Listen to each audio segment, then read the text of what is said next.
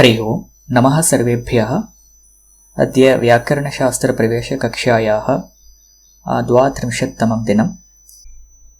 अत्र कथम् अत्र शास्त्रे आदेशविधानं भवति इति चेत् अत्र शास्त्रे त्रिधा एव तत्र आदेशविधानं भवति इति उच्यते। प्रथमं सर्वदा आदेशः स्थानिनः अन्तिमवर्णस्य स्थाने भवति। अयमेकः प्रकारः। कथं स्थानिनः अन्तिमस्थाने आदेशः भवति। अत्र आदेशे एकः वर्णः वा भवतु अनेके वर्णाः वा भवन्तु तन्न चिन्तनीयम्।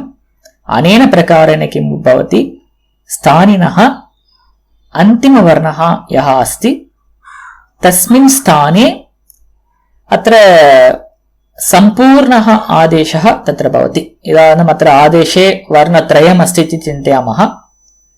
स्थानिनि वर्णत्रयम् अस्ति। अत्र अनेन प्रकारेण किं भवति, अन्तिमवर्णं निष्कास्य तस्मिन् स्थाने आदेशस्य वर्णत्रयं तत्र स्थाप्यते। तेन 2 + 3 5। अतः अत्र मया एका एव पेटिका लिखिता वर्तते इति न चिन्तनीयम्। अत्र एका पेटिका च आदेशः इति चिन्तयन्तु। तत्र एकः अपि वर्णः स्यात्, तद्वतेव अनेके अपि वर्णाः स्युः। अतः अत्र कति वर्णाः सन्ति इति न द्रष्टव्यम्। अनेन प्रकारेण अन्तिमवर्णस्य स्थाने सम्पूर्णः आदेशः तत्र भवति इति एकः प्रकारः। द्वितीयः प्रकारः कथं चेत्, आदेशे ये वर्णाः सन्ति ते सर्वे अपि स्थानिनः आदिमस्थाने आदिवर्णः यः अस्ति तस्य स्थाने सम्पूर्णः आदेशः तत्र भवति। अयं द्वितीयः प्रकारः। अवगम्यते इति मन्ये। प्रथमः प्रकारः यत्र सम्पूर्णः आदेशः स्थानिनः अन्तिमवर्णस्य स्थाने भवति। तद्वदेव द्वितीये प्रकारे सम्पूर्णः आदेशः स्थानिनः आदिवर्णस्थाने भवति। तृतीयः प्रकारः कः अस्ति चेत्, सम्पूर्णः आदेशः सम्पूर्णस्थानिनः स्थाने भवति।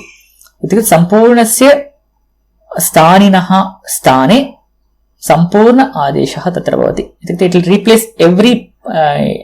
it replace entire sthani and the adesha only will actually will be there in the final form. So evam prakaratrayam tatra bhavati adesha vidhane. So etat spashtam iti manye. So there are only 3 kinds of adesha vidhanam in the shastra.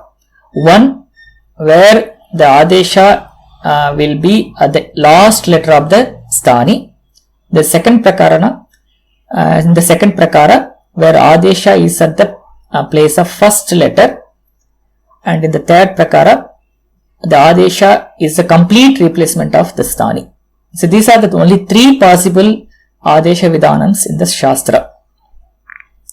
Okay, and let's come back to this first one later. Okay, let's not talk about the first one that we have studied so far, but we'll touch upon it in the later. But right now you have to think only these 3 are the possible adesha vidhanams in the shastra.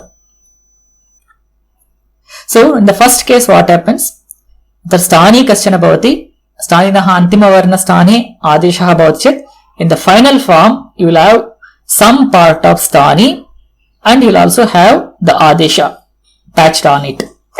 And in the second it's again same, some part of sthani and adesha patched in the beginning of the sthani. And in the third case the sthani is never heard or never seen in the final form, only adesha is seen. So these are the 3 types of adesha vidhanam happens. So now idanim katham janimah kutra bhavati, idanim prakaratrayena tatra adesha vidhanam bhavati iti jnatam. इदानीं केन प्रकारेण कुत्र कार्यं करणीयम् इति वयं कथं जानीमः इति चेत् तत्र परिभाषासूत्राणि भवन्ति। इदानीम् एकैकं परिभाषासूत्रं वयं पठामः। तदानीं स्पष्टता भवति. इदानीं प्रथमं परिभाषासूत्रम् अलोन्त्यस्य इति प्रथमं परिभाषासूत्रं तत्र वर्तते. इत्युक्ते अलः अन्त्यस्य इति विग्रहः अथवा पदच्छेदः. अलः इति षष्ठी एकवचनान्तं पदम्, अन्त्यस्य इति तस्य विशेषणम्. अत्र षष्ठी स्थाने योग अस्य सूत्रस्य अनुवृत्तिः भवति. अत्र किम् उच्यते, यत्र यत्र षष्ट्या यत्किमपि निर्दिश्यते तत् सामान्यतया आदेशः वा आगमः वा भवति. यदि आदेशः भवति सः आदेशः अन्त्यस्य अलः भवति इति अनेन सूत्रेण ज्ञायते. If any adesha which is prescribed at the place of षष्ठी, then that adesha comes at the last letter of that sthani. So avagatam iti manye. Atra antyasya alaha itukte antyasya is last and alaha al atra al iti pratyaharaha tena sarve varnaah grishyante akarat arabhya तत्र सर्वे स्वराः तथा सर्वाणि व्यञ्जनानि तत्र गृह्यन्ते. So आ to last इल, दट इज अल. इत्युक्ते सः अल कथं भवति, अन्त्यः अल भवति. तस्मिन् स्थाने तस्य तादृशस्य अलः स्थाने तत्र विहितः आदेशः भवति इति तत्र अर्थः. सो इन स्थानि if there are multiple letters, तत्र अन्तिमः अल् वर्णः यः अस्ति तस्मिन् स्थाने आदेशः भवति इति अस्य सूत्रस्य अर्थः. सो अलोन्त्यस्य इति चेत् यः आदेशः षष्ठीस्थाने विधीयते सः आदेशः स्थानिनः अन्त्यस्य अलः स्थाने भवति इति तत्र अर्थः. अवगम्यते इति मन्ये. इदानीम् एकं चिन्तयन्तु. अत्र स्थानिनि अनेके वर्णाः भवन्ति चेत् तत्र वक्तुं शक्नुमः अयम् आदिवर्णः, अयं मध्यस्थवर्णः, अयम् अन्तिमवर्णः इत्येव. परन्तु स्थानिनि यदि एकः एव वर्णः भवति चेत् कथम्? अत्र स्वीकुर्वन्तु, अत्र पश्यन्तु. अत्र स्थानिनि एकः एव वर्णः अस्ति. तदानीम् आदेशविधानं कथं भवति इत्येतत् यद्यपि तत्र एकः वर्णः भवति सः एव वर्णः आदिः भवति तथा अन्तिमः अपि भवति. अतः तादृशेषु स्थलेषु तस्यैव वर्णस्य स्थाने आदेशः भवति. So if there are multiple letters, you can say this is the first letter and this is the last letter. And if there is only one letter and that letter acts as a first letter and as well as a last letter. So that's the case here in the first category. So there is no difference in the first two. So though it looks different in the picture, but still this is the same case as this. Okay. So even if there is one letter, that letter is treated as the last letter and that letter will be replaced with adesha. That's what happens in the first case. So there is no separate first case. It is actually the another form of another subset of the first prakara that we discussed. Okay, so atra alontyasya ityeneva atrapi karyam bhavati. So the alontyasya is the first sutram for all the adesha vidhanam. So even in the iko energy, yatra ikarasya sthane yakarah bhavati tasmabhi shrutam, tatra ikarah ekaksharah sthani, तत्र स्थानिनौ इकारः एव अन्तिमः वर्णः, अतः तस्य इकारस्य स्थाने यकारः आदेशः भवति. So we have not thought all these things at that place, but at that time, but this is what we have to think now. So in the sthanini of ikara, where there is only one letter, the entire letter is replaced. But if there are multiple letters, only the last letter will be replaced with adesha. So that's what the alontyasya says. So अत्र एकस्य उदाहरणं वयं दृष्टवन्तः. तत्र सुध्युपास्यः इत्यत्र स्थानिनी एकः एव वर्णः अस्ति, आदेशे एकः एव वर्णः अस्ति। अत्र आदेशे कति वर्णाः सन्ति इति न द्रष्टव्यम्। आदेशे एकः वर्णः भवतु अथवा अनेकवर्णाः भवेयुः, परन्तु अत्र स्थानिनि एकः एव वर्णः अस्ति, साक्षात् तत्र वर्णस्थाने आदेशः भवति। उदाहरणं शुद्ध्युपास्यः। परन्तु यत्र अनेकवर्णाः स्थानिनि भवन्ति तत्र अन्तिमवर्णस्य स्थाने आदेशः भवति। उदाहरणमेकं पश्यामः। एतद् उदाहरणम् अस्माभिः पूर्वेषु वर्गेषु दृष्टम्। अत्र तद् औ इति स्थितिः। अत्र तदादिनामः इति एकं सूत्रं। तेन किम् उच्यते? तदादिनां शब्दानां तत्र अकारादेशः भवति इति अर्थः। अतः तद्, तद्, एतद् एवम् एते शब्दाः सर्वनामशब्दाः ये सन्ति तत्र अकारादेशः भवति इति तदादिनामः इत्यस्य सूत्रस्य अर्थः।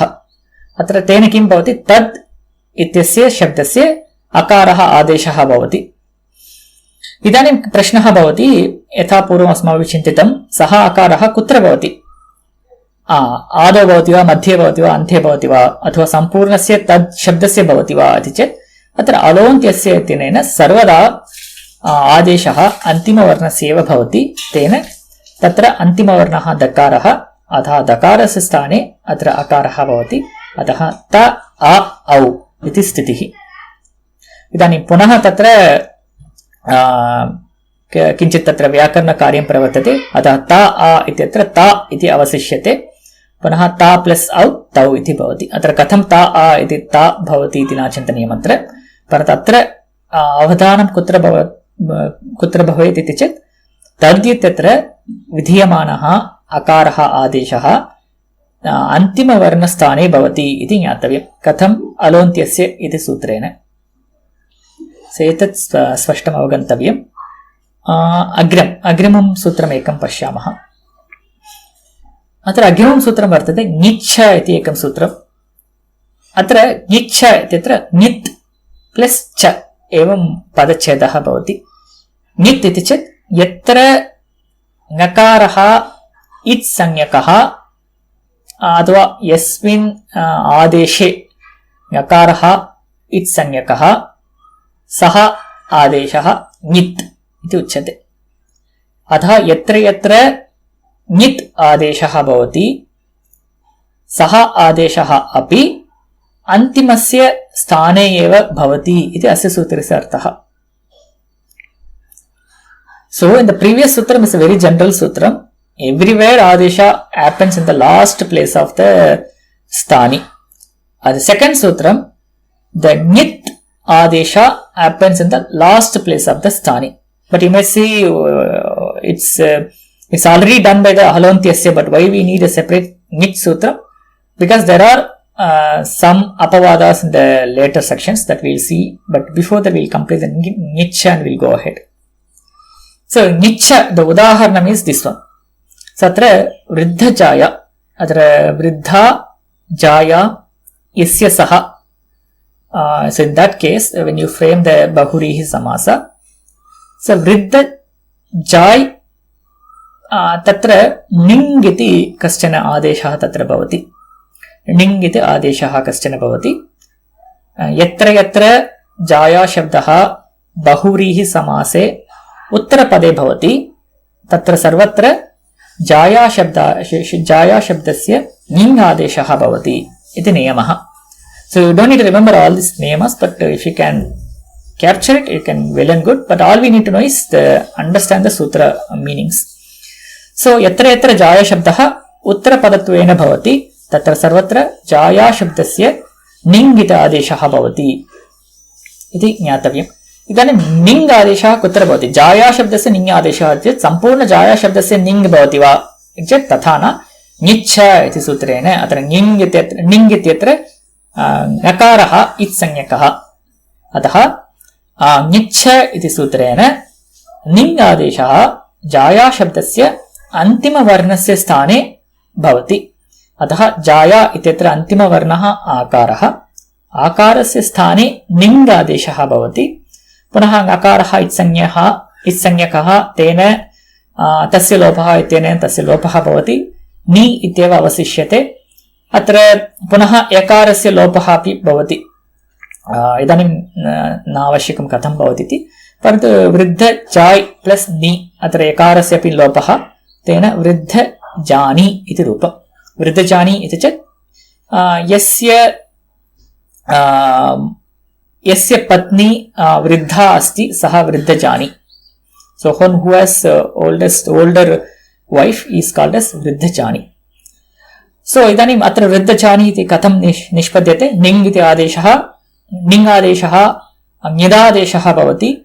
ञदादेशः अस्ति इति कारणेन ञच्छ इति सूत्रेण अन्त्यस्य आदेशः भवति जायशब्दस्य, तेन आकारस्य निङ् भवति। पुनः तत्र एकारस्य लोपः केनचित् अन्येन सूत्रेण भवति, अन्ते वृद्धजानी इति रूपं सिद्ध्यति।